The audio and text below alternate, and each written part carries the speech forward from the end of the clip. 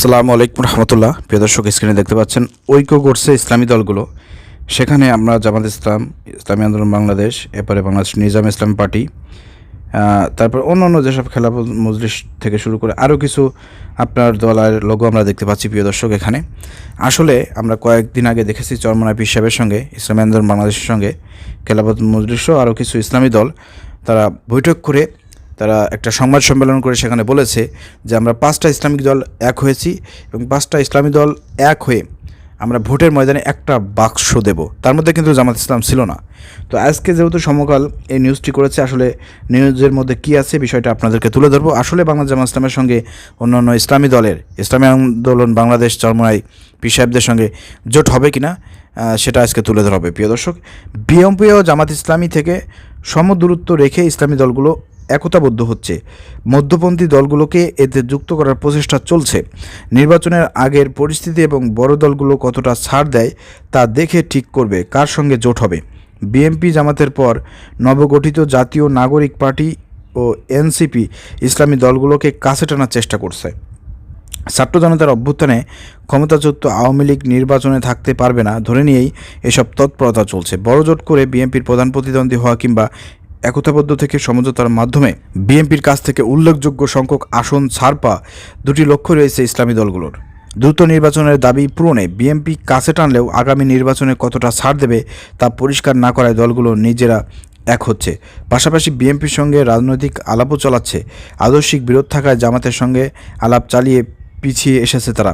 এনসিপির সঙ্গে আলাপ চালালেও দলটি এখনও ভোটের মাঠে শক্তিশালী না হওয়ায় তাদের সঙ্গে সমঝোতার সম্ভাবনা ক্ষীণ। হেফাজত ইসলামের ঘনিষ্ঠ কওমি মাদ্রাসাভিত্তিক দলগুলো 5 আগস্টের পর থেকেই বলছে আগামী নির্বাচনের লক্ষ্য ইসলামপন্থীদের ভোট এক বাক্সে আনা। 17 এপ্রিল খেলাফত মজলিস বাংলাদেশ, খেলাফত মজলিস, জমিয়তে উলামায়ে ইসলাম ও নিজাম ইসলামের পার্টি আলোচনার টেবিলে বসে একই লক্ষ্যের কথা বলেছে। তাদের সঙ্গে যুক্ত হয়েছে চরমনাই পীরের নেতৃত্বাধীন ইসলামী আন্দোলনও। ফলে ভোটের রাজনীতিতে জামাতের পর তারা ধর্মভিত্তিক দ্বিতীয় বৃহত্তম দল। গত বুধবার সিদ্ধান্ত হয় আগামী নির্বাচনে প্রতিটি আসনের সমমনা দলগুলোর সম্মিলিতভাবে একক প্রার্থী থাকবে। তবে যেখানেই যাক এই 5 দল একসঙ্গে থাকবে। দাবি করা হয় প্রয়োজনীয় ও মৌলিক সংস্কার শেষে যৌক্তিক সময়ের মধ্যে জাতীয় নির্বাচন। একই দিনে ইসলামী আন্দোলনের সঙ্গে বৈঠক করে নুরুল হক নূরের নেতৃত্বাধীন গণ অধিকার পরিষদ। 2 দিন আগে বিএনপির সঙ্গে বৈঠকে ডিসেম্বরের মধ্যে নির্বাচনের ব্যাপারে একমত হয়েছিল দলটি। তবে বুধবার ইসলামী আন্দোলন ও গণ অধিকারের বৈঠকে ঐকমত্য হন সংস্কার শেষে যৌক্তিক সময় নির্বাচন। সংসদের আগে স্থানীয় নির্বাচন ও আনুপাতিক পদ্ধতিতে ভোট হতে হবে। বৈঠক শেষে 2 দাবিতে বিএনপির আপত্তি রয়েছে, তবে সমর্থন রয়েছেন জামাতের। যা হয়েছে কয়েক মাসে। দীর্ঘ আদর্শিক বিরোধ থাকলেও 21 জানুয়ারি জামাতের আমির ডক্টর শফিকুর রহমান ইসলামী আন্দোলনের আমির সৈয়দ মোহাম্মদ রিজাউল করিমের সাথে সাক্ষাৎ করেন। বিএনপির একাধিক নেতা একে স্বাধীনতা বিরোধী এবং ফ্যাসিবাদের সহযোগী মিলন আখ্যা দিয়ে কটাক্ষ করেন। কিন্তু 5 দিন পর চরমনাই পীরের সঙ্গে দেখা করতে ইসলামী আন্দোলনের কার্যালয়ে যান বিএনপির মহাসচিব মির্জা ফখরুল ইসলাম আলমগীর।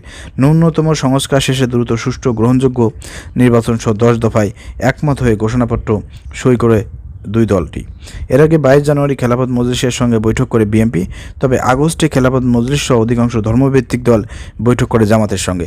গত 29 ডিসেম্বর সোহরাওয়ার্দী উদ্যানে খেলাফতের সম্মেলনে যোগ দিয়ে জামাতের আমির বলেছিলেন ইসলামী দলগুলোর মাথায় আর কেউ কাঁঠাল ভেঙে খেতে পারবে না। 12 দলীয় জোট সমমনা দলের সঙ্গে নেতারাও জামাতের সঙ্গে বৈঠক করেছিলেন। এখন অবশ্য প্রায় সব ইস্যুতে বিএনপির পক্ষে অবস্থান নিচ্ছেন তারা। 5 এপ্রিল হেফাজত নেতারা বিএনপির সঙ্গে বৈঠক করেন। 2 খেলাফত মজলিস, জমিয়ত ও নিজাম ইসলামের নেতারা হেফাজতের জ্যেষ্ঠ নেতা। বৈঠকের পর বিএনপির তরফ থেকে জানানো হয়েছিল ডিসেম্বরের মধ্যে নির্বাচনের জন্য ঐকমত্য হয়েছে। বৈঠকে অংশ নিয়ে হেফাজতের একাধিক নেতা একই ভাষ্য জানালেও সংগঠনটির যুগ্ম মহাসচিব আজিজুল হক ইসলামবাদী পরদিন জানান নির্বাচন নিয়ে কথা হয়নি।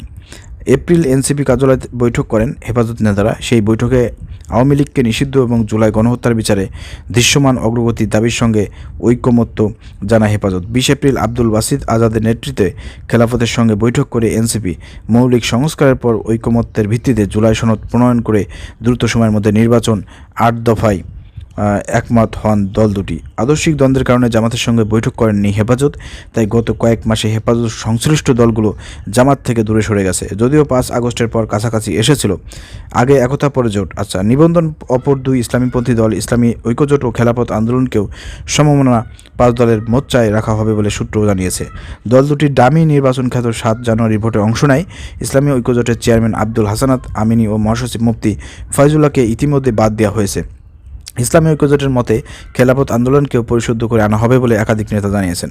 মাওলানা মামুল হকের নেতৃত্বাধীন খেলাফতের যুগ্ম মহাসচিব আতাউল্লাহ আমিন সমকালকে জানিয়েছেন, বিএনপি ও জামাত থেকে সমদূরত্ব রেখে প্রথম লক্ষ্য নিজেদের একতা, পরে অন্য কারোর সঙ্গে জোট হবে কিনা তা নির্বাচনের আগে পরিবেশ পরিস্থিতির উপর নির্ভর করবে। 5 আগস্টের পর চরমোনাই পীরের দলের নেতারা চাঁদাবাজি দখলের জন্য বিএনপিকে অভিযুক্ত করেছে। বিএনপি শাসনামলের ব্যর্থতার ফিরিস্তি দিয়ে দলটির ক্ষমতায় যেতে মরিয়া বলে প্রকাশ্য সমালোচনা করেছেন। সমমনা 5 দল বিএনপি বা জামাতের সঙ্গে জোট করবে কিনা প্রশ্নে ইসলামী আন্দোলনের মহাসচিব ইউনুস আহমেদ বলেন, সিদ্ধান্ত হয়েছে 5 দল যা করবে তা একই সঙ্গে হবে।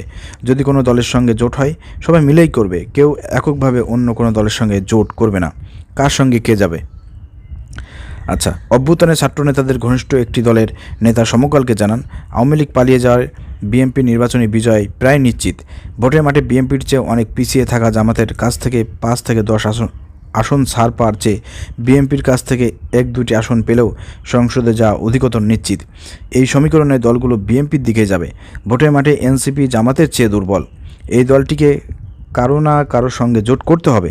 জামাতের এক নেতা সমকালকে বলেন, ইসলামী দলগুলো একতাবদ্ধ হয়ে আসন সমঝোতার দর কষাকষিতে নিজেদের দাম বাড়ানোর চেষ্টা করছে। তবে অতীতে দেখা গেছে এসব জোট টেকে না, এক এক দল এক এক দিকে চলে যায়। এটা বাস্তবতা। জামাত ইসলামপন্থী হলেও তাদের মোর্চায় না রাখার বিষয়ে সমমনা একটি দলের জ্যেষ্ঠ নেতা সমকালকে বলেন, আবুল আলাম মওদুদের আদর্শ নিয়ে অরাজনৈতিক দেওবন্দ ঘরানার আলেম ওলামাদের আপত্তি রয়েছে, তাই কমই মাদ্রাসাভিত্তিক দলগুলোর পক্ষে জামাতের সঙ্গে জোট করা কঠিন। কেন্দ্রীয় পর্যায়ে জোট হলেও তৃণমূলে পারস্পরিক ভোট বিনিময় আরও কঠিন। তিনি বলেন, এনসিপি এখনও দুর্বল, তারা বিএনপির সঙ্গে জোট করতে পারে বলে মনে হচ্ছে। আবার বিএনপি নির্বাচনের প্রশ্ন ছোট দলগুলোর সঙ্গে ঐকমত্য চাইলেও আসন ছাড়বে কিনা স্পষ্ট করছে না। আশ্বাস দিয়ে পাশে রাখতে চাইছে, যেন সবাই বিএনপির সুরে কথা বলে। ইসলামপন্থীদের ইদানিং মৌলবাদী বলতে শুরু করেছেন বিএনপি নেতারা। ইসলামী দলগুলো আরও ব্যবহৃত হবে না। ইসলামপন্থীদের ভোট নিতে হলে মূল্য দিতে হবে বিএনপিকে। জামাতের সহকারী সেক্রেটারি জেনারেল হামিদুর রহমান আজাদ বলেন, সব দলের সঙ্গে রয়েছে আনুষ্ঠানিক ও আনুষ্ঠানিক যোগাযোগ। জোট হবে কিনা, হলে কার সঙ্গে হবে, এসব প্রশ্নের উত্তর মিলবে নির্বাচনের বাতাস বইলে। এতে আগে জোট করলে তা টেকসই হবে কিনা এই চিন্তা করতে হবে। জামাত ঐক্যর পক্ষে, কার সঙ্গে সমস্যা নেই। প্রিয় দর্শক, বুঝতে পারলেন বিস্তারিত বিষয়টা এখানে সমকাল তারাই তুলে ধরেছে। এখানে আমার আর বিস্তারিত বলার কোনো কিছু নয়। তার মধ্যে একটা কথা আমি বলতে চাই, সেটা হচ্ছে যে বাংলাদেশ জামাত ইসলামী বাংলাদেশে ইতিমধ্যে 300 আসনে তারা প্রার্থী ঘোষণা করেছে এবং 300 আসনে নির্বাচন করবেন, এই প্রস্তুতি চলতেছে। এবং অন্য অন্য ইসলামী দলগুলো জামাতের কাছাকাছি এসেছিল, জামাতও তাদের কাছে গিয়েছিল, কিন্তু তারা আবার দূরে সরে যাচ্ছে। যেহেতু কওমি ভিত্তিক দেওবন্দি ভিত্তিক অনেকগুলো ইসলামী দল, তাদের নিজেদের মধ্যে কোনো ঐক্য নাই, অর্থাৎ তাদের সঙ্গে ঐক্য করে জামাতের তেমন একটা লাভও হবে না।